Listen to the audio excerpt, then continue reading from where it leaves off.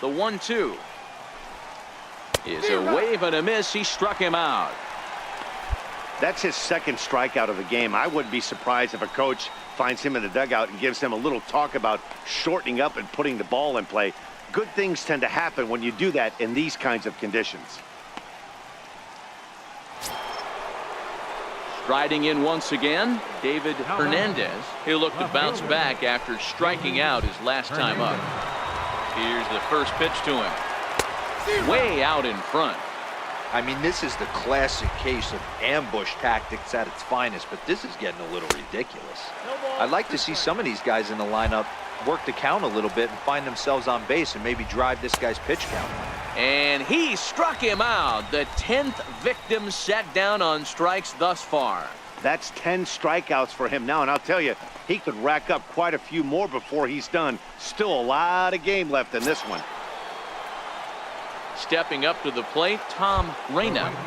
First offering on its way. There's a knuckleball that finds the highest part of the zone. Well, that's a tough pitch to take right there, right down the middle. But I think that happens when you're facing a good pitcher like this guy. The last thing you're expecting is one right down the pipe, and unfortunately got him looking, and that'll do it. The inning is over. Down in order. Stepping in and ready for another shot, Bryce Pena. First delivery to him on the way. A knee-high sinker, tough pitch, strike one. So earlier in the broadcast, we mentioned that we might be seeing a pitcher's duel today, and these two guys have certainly delivered on that promise. Yeah, Matty, executing a game plan to a T. Both guys with big power arms, establishing the fastball, and then using their off speed to get these guys and keep them honest. You know what, Dero, in the day and age where we're seeing a lot of high-scoring games, it's kind of refreshing to see two pitchers on point like they are in this one. Runs going to be at a premium. Both these guys look super locked in. So it was a swinging strike three. Bryce Pena is retired to lead off the fifth. Big curveball for the strikeout there, and that came after an absolute missile of a fastball. Even if you recognize the breaking ball out of the pitcher's hand, it's so hard for hitters to sit back long enough after they've seen a really good fastball. Only the best can keep their hands back on those. Swing and a miss here, and he's behind in the count now, 0-2. I gotta say, his command of the corners in this start has been pretty exceptional. He's mixed east and west really well, and it's a big reason why he's had success. So he punches him out looking at the fastball. Damon Elliott becomes the second out here in inning number 5. And he lays off a pitch here that he probably shouldn't have. 0-1. The White Sox are still looking to break into the hit column here. Looks like he swung it underwater that time for strike two. Into the windup. Here comes the 0-2 pitch. Lifted in the air out to center field. Diaz is under it, and the inning is over. 15 straight. He's retired to start the ball game. Home half of the fifth coming up, and we still have no score. Now at the plate, Ellis Huff. We're moving through the middle of this ball game right now. If they want to get things going, how about trying to get some base runners on, or at least get a base hit? They don't have any hits going into this part of the game. You know, Matty, when I first broke into the league, you wouldn't see that high heater first pitch right out of the gate. But I think there's been a change in philosophy here. Back in the late 90s, early 2000s, guys wanted to attack you more east-west, get you leaning left-right. Now you're seeing guys attack in a philosophy more north-south. Just with launch angles and exit velocities, I think guys are afraid to throw that sinking fastball for fear that guys are just going to run their barrel into it. Not the case with the high fastball. Ryder Jones will stand in for a second time here as he swings and misses there. It's 0-1. And he's really getting the better of him now. It's strike two. No runs, no hits, and no errors so far for the White Sox.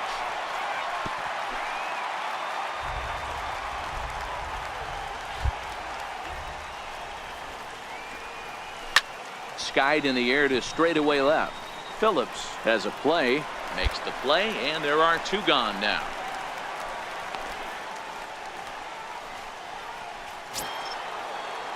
Now to the plate, Luis Torrens, looking to put the ball in play here. He went down on strikes in his first at-bat.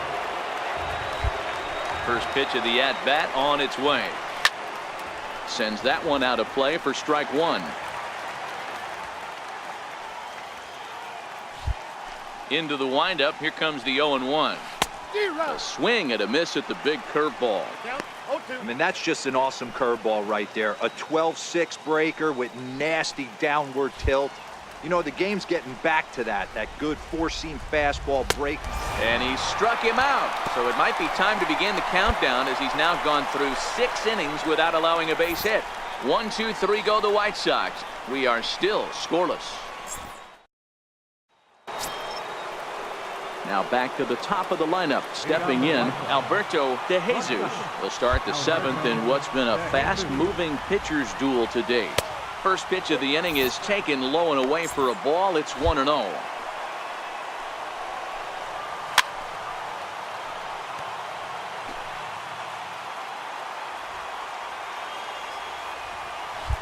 Now the 1-1 pitch. Bouncer to the right side. Throw not in time as he's able to leg it out. They finally break through for their first hit of the ball game, so the no-hit bid will end right here. Yeah, Matty V, and this is when you start thinking about that no-no. You get into the 7th inning, D-Row. As a pitcher, you start looking ahead to what might happen. And that donut stares at you from an offensive standpoint as well. This guy's had his A game. You can't deny the fact that he's pitched a heck of a game, but from an offensive standpoint, you never stop grinding to get a crooked number up on that board. He looks like he's toying with him here. It's 0-2. There's another pitch for a strike, and this guy's really attacking hitters well tonight, being aggressive early on, and if he continues to throw strikes like he is, he's going to have a pretty good night. Look out over near the on-deck circle as he whistles this one fouled off to the left. The next 0-2 is in there, a called strike 3. So he's still got his shutout working here in the 7th, and with that in mind, we check out the league leaders in shutouts. And as you can see there, he currently leads the AL in that department. Digging in once again, Tom Reyna. Right fielder, Tom. First pitch of the at-bat. Back up the middle. And that gets through for a 1-out base hit. Move it. Hey, this might be their best opportunity to at least get on the board. They've been struggling offensively, and they find themselves with 2 runners on board. Let's see if they can continue it. Now batting, the first baseman. So stepping in, Bryce Pena. He's hoping to avoid the hat trick. He struck out in each of his first 2 plate appearances so far. Hey, when you're in a tough spot right there, that's an excellent job by the pitcher to get ahead 0-1. He has now got this offensive player on the defensive. 1-1. That's over, but low. It's a ball and a strike. In for a strike, and he jumps ahead 1-2 now. Hey, that's got to throw the batter's game plan off a little bit. He thinks sinker's coming. Double play situation. He gets the ordinary fastball. He's got to be thinking what's coming next. And he'll just get a piece here as this is chopped foul at home plate. The 1-2. And he fouls this one off. De Jesus over at second. Reyna is over at first with 1 away. Fly ball out toward left center field. Phillips will range to his left as he tracks this one down in left center for the 2nd out of the inning. So to the plate is the White Sox DH, Damon Elliott. He started out the evening 0 for 2 so far. Here comes the first pitch. A high fastball is in there. Just off on the timing for that knuckleball. With runners on base, 2 outs and 2 strikes, this is a big next pitch for both sides. No runs, 2 hits, and no errors so far for the White Sox. Now about a 58-foot breaking pitch that he wisely lays off here. Big spot right here. That's a great pitch to try and see if you could get him to fish outside the zone. He's still in the driver's seat right now, and I'd expect something else to miss off the plate. And another one. Strikeout number 17 in the ball game as he keeps racking them up. White Sox strand a couple. Still down 3-0.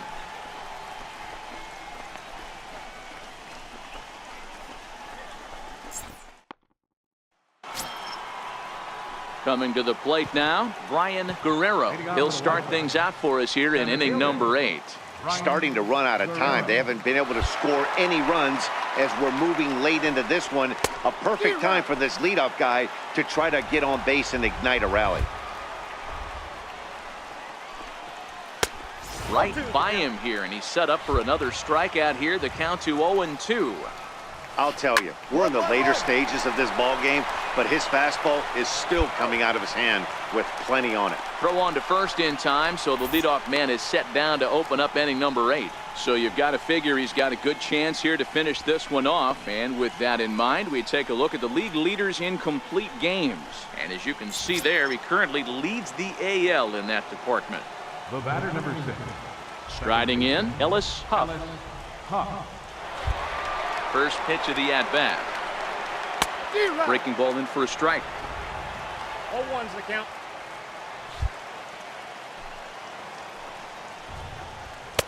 And there's one well above the zone for a ball. Here's the 1-1 delivery. Just a bit jumpy that time. Swung on and missed.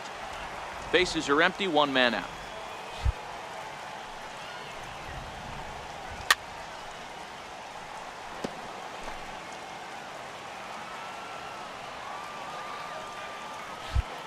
Trying to strike him out for the third time. Grounded back up the middle. Correa ranging up the middle. And the throw gets him as he takes away a hit that time. So another exceptional effort for him on the mound. He's got the shutout working here, as we'll show you the league ERA leaders. And as you can see there, he currently leads the AL in that department.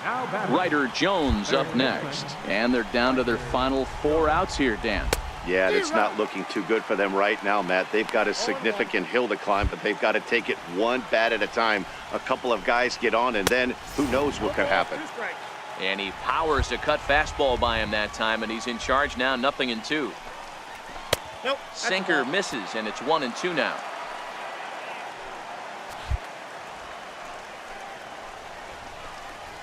Struck him out. 18 strikeouts for him now. Down in order go the White Sox. They can't chip into that 5-0 deficit.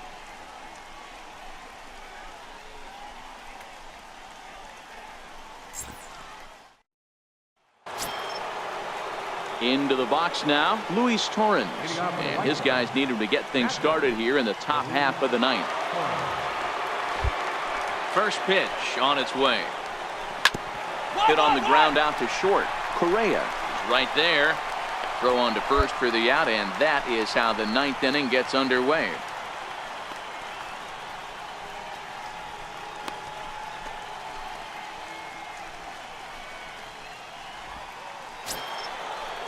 So the lineup flips over, and digging in, Alberto De Jesus. First pitch curveball swung on and missed. Strike 1. The difference between 0-1 and 1-0 is so monumental, and this guy has been on top of his game all day, attacking the zone and getting ahead of these hitters. Here's a late swing and a miss. Strike 2. Strike 3. 19 strikeouts for him now. It's been a rough game for him at the plate. Couldn't get the bat off his shoulder right there, and he struck out twice before that one. So he's going to have a lot to think about when he leaves the ballpark tonight. Digging in, David Hernandez. He's their last shot here with 2 away in the 9th as they look to avoid the shutout. Yeah, Matt, they just haven't had any answer for the great pitching so far in this one. To me, getting ahead 0-1, it's the most important pitch in the game, Matty. It puts the hitter on the defensive. I can only think of myself being in the batter's box. When I'm sitting 1-0, I am... Struck him out, and that'll do it tonight for the White Sox. Yeah, they could only manage 2 hits against him the entire game, so they were never really in a position to even challenge him. Rock solid win and a memorable performance. A 6-0 shutout to finish off tonight's game. The Tigers rode an important 6th inning to victory in this one. Justin Big Dog gets his league-leading 22nd win as his 20 strikeouts ties a record for the most in a game. So that just about does it. For Mark DeRosa, Dan Plesac, and our entire crew, I'm Matt